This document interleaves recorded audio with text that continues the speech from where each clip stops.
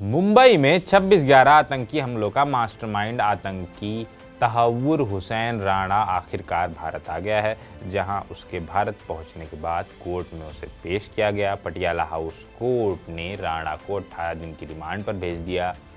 ISI के लिए काम करने वाले और लश्कर-ए-तैयबा और हजरत उल जिहादी इस्लामी जैसे आतंकी संगठनों से जुड़े तहव्वुर को स्पेशल फ्लाइट से भारत लाया गया, जो गुरुवार शाम करीब 7 बजे भारत पहुंचा, जहां से एनआईए की टीम ने उसे यूएपीए के तहत औपचारिक रूप से गिरफ्तार कर लिया। पाकिस्तान में जन्मे कनाडाई नागरिक और 26/11 मुंबई आतंकवादी हमलों के एक प्रमुख आरोपी को गुरुवार को संयुक्त राज्य अमेरिका से एक गुप्त रूप से चार्टर्ड बिजनेस जेट पर सवार होकर नई दिल्ली लाया गया। मीडिया रिपोर्ट के मुताबिक इस प्रत्यर्पण ऑपरेशन को एक गल्फ स्ट्रीम यानी G550 का उपयोग करके अंजाम दिया गया। इस प्लेन को वियना स्थित चार्टर सेवा से किराए पर लिया गया था। जेट ने बुधवार को स्थानीय समयानुसार सुबह 2:15 पर, भारतीय समयानुसार ये हो गया आपका 11:45 सुबह का, मियामी फ्लोरिडा से उड़ान भरी थी। ये उसी दिन स्थानीय समयानुसार शाम 7 बजे और भारत के समयानुसार 9:30 बजे बुखारेस्ट रोमानिया में लैंड हुआ। अपनी यात्रा फिर से शुरू करने से पहले रोमानिया राजधानी में लगभग 11 घंटे तक ये प्लेन खड़ा रहा। इस दौरान आतंकी राणा उसके अंदर ही मौजूद रहा। गुरुवार को स्थानीय समयानुसार सुबह 6:15 पे गल्फ स्ट्रीम बुखारेस्ट से रवाना हुआ और सीधे नई दिल्ली के लिए वहां से निकला, जहां ये कड़ी सुरक्षा के बीच लैंड हुआ। राणा के दिल्ली में उतरने के तुरंत बाद उसे राष्ट्रीय जांच एजेंसी ने औपचारिक रूप से गिरफ्तार कर लिया। जिस विमान से लाया गया राणा को, बेहद खास विमान है। यूएस की सेना गल्फ स्ट्रीम G550 डिज़ाइन को C-37B और EA-37B कंपास कॉल के रूप में इस्तेमाल करती है। ये 12,500 किलोमीटर तक की लंबी दूरी का विमान है।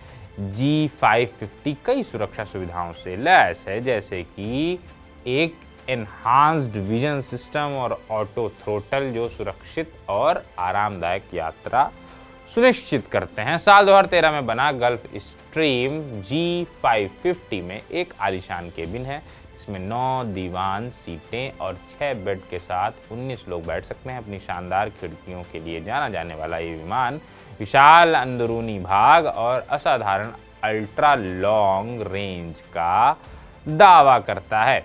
राणा के प्रत्यर्पण की पूरी कहानी क्या है? तहव्वुर राणा के खिलाफ भारत की जांच एजेंसी एनआईए ने साल 2011 में अपनी चार्जशीट दाखिल की थी। इसके बाद पहली बार भारत ने 4 दिसंबर 2019 को डिप्लोमेटिक चैनल से राणा के प्रत्यर्पण की मांग की थी। तो वहीं 10 जून 2020 को राणा की अस्थायी गिरफ्तारी की मांग की गई थी। 22 जून 2021 को अमेरिका की संघीय अदालत में तहव्वुर राणा के प्रत्यर्पण को लेकर सुनवाई के दौरान भारत ने सबूत पेश किए थे। 2 साल बाद पहले 16 मई 2023 को कैलिफोर्निया की डिस्ट्रिक्ट कोर्ट ने उसके प्रत्यर्पण का आदेश सुनाया था। इसके बाद तहव्वुर ने अमेरिका की कई अदालतों में अपील भी दाखिल की, लेकिन उसकी सभी याचिकाएं खारिज कर दी गईं। कोर्ट ने फैसले में कहा था कि दोनों देशों के बीच प्रत्यर्पण संधि के तहत उसे भारत भेजा जा सकता है। पिछले साल अमेरिकी सरकार ने राणा को प्रत्यर्पित किए जाने के भारत के अनुरोध का समर्थन किया था। 13 नवंबर को राणा ने अमेरिकी सुप्रीम कोर्ट में भी प्रमाण पत्र की रिट के लिए याचिका लगाई थी, जिसको कोर्ट ने खारिज कर दिया। 27 फरवरी को प्रत्यर्पण के खिलाफ एक याचिका दायर की गई थी, जिसे सुप्रीम कोर्ट की जज एलेना कगन ने 6 मार्च को खारिज कर दिया था। इस आखिरी फैसले के बाद राणा को भारत लाया गया। भारत आते ही राणा के केस में क्या क्या हुआ, ये बताते हैं। तहव्वुर राणा के भारत पहुंचते ही उसे गिरफ्तार कर लिया गया, जिसके बाद एनआईए ने उसे कोर्ट में पेश किया। इस दौरान कोर्ट में उसके मुंबई हमलों में शामिल होने के सबूत पेश किए गए। कोर्ट में राणा का पक्ष लीगल सर्विसेज से एडवोकेट पीयूष सचदेवा ने रखा।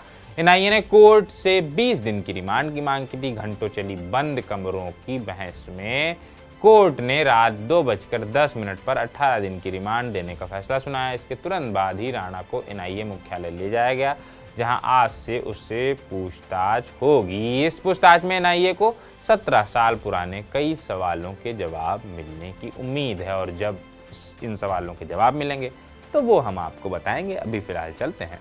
शुक्रिया।